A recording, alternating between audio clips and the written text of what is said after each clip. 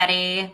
Successful Selling Series. Yes. Monday. So the topic is, how do you know when to lean into your buyer or to give them space? This is a topic that we have a lot of questions about in our training, also with our coaching clients.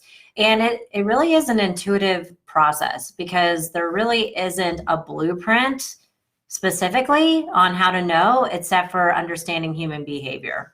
So a couple ways to know when to lean in. First of all, if you don't like people leaning in on you to get you to make a decision or a choice, chances are you're probably going to be projecting that out. And so when it comes time to feel like you should lean into someone, you're probably going to not do it because it feels uncomfortable to you. So the first things first, get congruent on that issue. Being able to lean in to, we find that people struggle with leaning in even when it is the right time to lean in. Because maybe you feel pushy, you feel like or feel sleazy. Or you avoid conflict, you don't like the feeling of manipulation, or you have the attachment of sales being manipulative.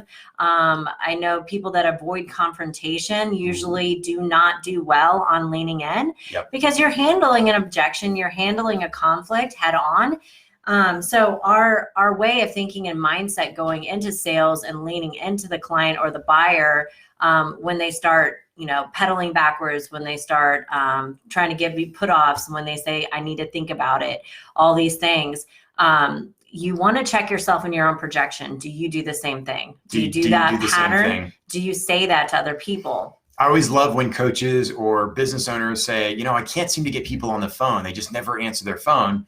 And it's the same thing. And I'm like, so if I call you, do you answer? Yeah. Right? Or are you difficult to get a hold of? Are you difficult to follow up with? And that's something we're going to do a whole series on that, because we notice all these business owners that we talk to that are wanting to get business. Then when we call them or follow up with them, they don't answer the phone. Or they don't follow up very quickly. And I get the idea of being very guarded with your calendar and having your boundaries and not wanting to answer phone if you're doing time block and you're doing, focus sessions. And at the same time, follow up with the person at the end of the day, like literally go through your phone and like answer your messages and, follow up with people. Because that's a projection. It's definitely a shadow out there that's really affecting your business. And if we're not happy with the amount of money in our bank account, then we've got to take some action. We've got to take some massive traction to get our business to the point where, listen, you can really carve out time and you don't have to be there at everybody's beckoning call or everybody's call. So let's bring it back into the topic. So we're talking about how to know to lean in. How do you know when to lean in? We go down these rabbit holes, we apologize. So how do you know when to lean in? So some people are more process oriented. This is a meta program. In NLP, we have 19 different meta programs. They're how people behave unconsciously. They're some of the most unconscious filters. So what this means is there's some people that make decisions very quickly. They like size up the situation and they take action. They look at it very quickly, size it up, make a good decision. They're convinced, and then they move forward. Now there's other people that like to go through all the details. They like to sift through the information. They're very much auditory digital. They're thinking about it. It's got to make sense. It's the logical reasoning side. They got to crunch the numbers. They have to logically think about it. So that's not to say that most people will make decisions based on emotion, right, and beliefs, and then justify that decision with reason and logic. However, there's a lot of people that tend to say, I need to think about it, right? I need to think about the process. So with those type of people, you can lean in and say, okay, what specifically do you need to think about? What things do you need to know in order for you to know that it's the right decision right now? And so you can start asking more questions to get more data, because there's probably a missing piece. There's something that they haven't logically thought about, or a number they haven't crunched, or there's criteria specifically that you haven't presented in your value that isn't allowing them to move forward. So you want to ask them questions like, so I need to think about it. What specifically do you need to think about, right? Or I need to ask my wife, or I need to ask my spouse or my husband or my partner. Say, well, for what purpose? Like, what specifically would concern them? What interest would they have in this service? What would they object about this service? So you want to really get down to, instead of just accepting a put off or accepting a no, you want to like lean into it a little bit and say, hey, Again, you want to come in just from a little bit, not a lot. What we say in the training is like sales is coaching and coaching is sales. Put on your coaching hat and literally use this as a time to act as their consultant and literally be their advocate, problem solving. Yep. You're literally going in for curiosity with the intention. I know, gosh, I'll get him. Our doggy's over there screaming and crying in the corner. He wants inside. Basically, you want to go with your consultant hat and you want to solve problems on the fly. So what specifically can I do to help you make a decision to move forward today? Just be that problem solver, because maybe you can help them think about the problem in a different way, or whatever their situation is, and find a solution that actually makes them close themselves. It actually makes them say, yep, I think this is a good fit for me. Now, there's another thing to consider. So if this person is a think about it type of person, they may have been burned in the past of making a decision where they like jumped into something and then they regretted it later, probably because the salesperson didn't ask enough questions to really figure out the criteria of what that person truly needed, and they hard closed them. Yep. And so they may be coming in with some wounds from the past. In that case, sometimes it is best to ask questions with that client to get that information out, and then give them the space to actually think about it, sleep on it to make the right decision. And you also otherwise, they will feel like you are pushing them and being manipulative. And you want to ask, if has there ever been a time where you didn't make a decision very quickly and you missed out on opportunity? Yeah. So you want to go to both sides of that. Have you ever made a decision quickly and regretted it? Okay, good. Tell me a little bit about that situation. And then say, has there ever been a time where you made a decision you took too long and you missed out on opportunity, right? Yeah. And then get a little bit more. Good. Tell me a little bit more about that situation. So then I can calibrate based on, okay, does this does their pattern tend to be, I think about it too often and then I think myself out of opportunity? Because that happens all the time. People wait, and guess what? The market went up and they missed out. So, you want to calibrate and gauge the kind of person that you're dealing with, if it's going to work for them, if it won't. I mean, look, it's all about ecology. What is ecology? It's the study of consequences. Yep. Yeah. And guess what? If you make a decision, there's a consequence. If you don't make a decision, there's also a consequence. Yeah. And if you do give that person space, give a time period. Also, I would suggest that you have a follow-up call where it's within the next day. Don't let them think about it for a week or something like that. That's too long. If you have done your job right, where you are giving them all the information they need in order for them to know if it's a good fit or not, I would give them a day and actually schedule it out to where you book a call that's in the calendar for you to follow back up with that person. So it gives them that grace period. Again, a lot of times when you're doing coaching or why are you laughing? Because you're beautiful. I love you.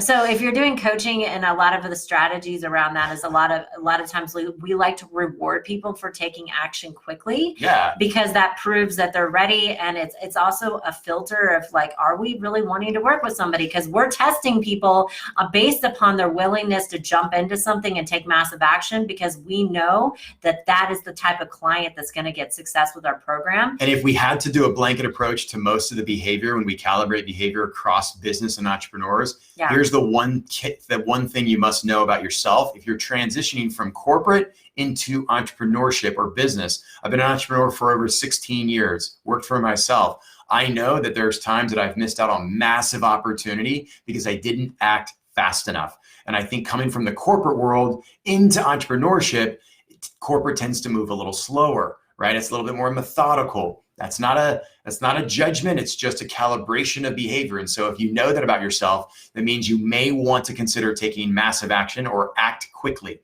And the one thing I can say about that is those who act quickly, when it comes to sales, they usually make the sale instead of taking too long. And then the client or the prospect finds another service, or they find another company to go with. So where I was going with that is that like you want to have boundaries on your take action now special, meaning that you're rewarding people that are making decisive, quick decisions.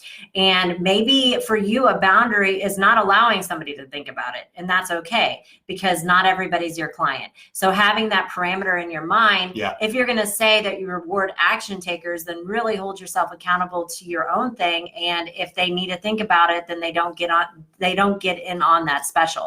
Now, understand, we're not about how hard closing at all. What we're talking about here is leaning into someone's beliefs, leaning into their objections of maybe why they're not doing what they know they want to do, or for what reason they're not taking action. That's all behavior. And we're human behavior geeks. We love to geek out on this stuff. And I think it's fascinating. We like the fact that it's like, if I can lean in on someone, what behavior is going to come out of that, and how can I serve and help that behavior? Exactly. Right. So, dang it, you made me lose my train of thought. So when it comes to the take action, so if you say that there's a specific thing, like rewarding or giving them a bonus. Yes, for giving a bonus. Then if you're open to allowing them to think about it for a 1-day grace period, then that's up to you. Because I know people that have certain specials that they say originally there's a take action now if you do it today and sign up today. But then some people will be flexible in that when it comes to when intuitively, if you know this person needs to think about it and they need to sleep on it, as long as you book the calendar appointment and they show up for the next call and they decide to move forward, they get that special. So you can do that intuitively. Another thing to do that can handle this instead of actually having to wait or push it off to the next call is you tell a story. You can tell a story about a client that missed out, just like you're saying, on missed out opportunities because they thought about it all the time, and how many times, and then you can dig into the pain of how many times in the past did they miss out on opportunities. And if you're a coach, you can also tell a story. I love you, but you've been cutting me off a lot today. You can also tell a story about somebody that said that same thing that then made a decision to enroll, and they were so happy because they got all the bonuses and they had great success, and they actually found that by committing to themselves and taking action quickly, it ensured their success later on in life. So you can have two different stories about somebody that actually failed because they didn't take action, but then also somebody that was successful because they went against their nature and they took the risk and they believed in themselves and they took action and they were successful. Yep. And I think about leaning in and the projection of leaning in, really check your confidence level of the service that you provide. Because if you're not 100% confident that you know you can help the prospects that you're serving, then chances are, if you're not 100% committed, 100% confident, then you won't lean in. Mm-hmm. You won't lean into the client's objections. And if you're not leaning in, it means there's some doubt or some secondary belief that you're like, I don't know if I could truly help this client. Therefore, it's okay for me to take a no and I'm going to back out. Yeah. Right. And that doesn't build your business, number one. And number two, it sure as heck doesn't get the client results, because if you can't serve them, you can't close them, you can't sell them on why your beliefs are better than their beliefs. If their beliefs are not making them money, if their beliefs are not transforming their life, then chances are you got to get there. I love it. So I hope this was extremely helpful. And our goal is for you to take this information. I think Carl and Carla are on at the same time. Hi, guys. Hey, guys. Hey, Martha. Hey, Nicole. So the goal is for you to take this information, and if you have anybody that you have been working on and they have told you that they need to think about it, follow up with them. And follow up is the goal, by the way. Just because you don't close them the first time, we don't expect to. Is the intention there? Yes. And it's not about the hard close. It's about the follow up afterward and making sure that that relationship's a win, win, win. So the next series, the next episode is going to be on follow up and how to be successful and how to know specifically when to cut the tie on somebody that's not worth it, and when it is good to continue to follow up. Because and here's the thing, you may lean into the person and they don't take action, right? And maybe they even think about it and they still don't take action. And that's okay. And that's okay, because they'll come back around. You gave them that offer and then the offer's over, but that doesn't mean that you can't follow up with them later and get them rapport. A new offer. Maintain rapport. Maybe it's not good timing, which we're going to talk about. Some people are open, arrested, and closed, which means they're in a different progression in life and where their pain point is. And eventually, if you continue to follow up, up, you will They'll catch come them back at around. the right time, right place. We've had clients come back after 2, 3, even 4 years and said, hey, I wasn't ready for the training then. I'm ready now. My life has changed. It's open up. And there's an ready to evolution. commit. There's an evolution how people do this process, and we're gonna talk about it in our next thing. So Our next series. The thing is, go out, follow up with all the people that told you they were going to think about it, and go in for the close. Give a metaphor, lean into them, and let go of anything that's inside of you that's fearful of them getting upset, getting, rejecting you or getting annoyed. Let go of that, because this is good practice. Sometimes it's good to bump up against people's boundaries a little. It's good for your... If we didn't bump up against people's boundaries as coaches and trainers, we wouldn't help them with their own transformation. And if somebody didn't bump up against our beliefs and our thoughts and feelings against our beliefs every once in a while, then we wouldn't have changed. My trainers called me out, and they literally called me out my so coach hard called that they me got out. me into the training, and now it's changed my life, and we're doing what we love and making money. Yes, so, it's just been a beautiful trip. Stop it. I'm going to lean into you next. I'm going to lean into you. Okay. Anyways, it's been that kind of a morning. Yes, it has. Everyone, thank you. We love you Hopefully so this much. helped. We look forward to seeing you soon. Chat soon. See ya. Stop it. Thank you so much for watching this video. If you like our content and you want to see more, hit the subscribe button below. We'll be posting videos every single week. And if you want to learn more about NLP or a certification program or even performance coaching, come join us on our website at yagertraining.com, and you can find the link in the description below. We hope to see you on the next video. Thank you.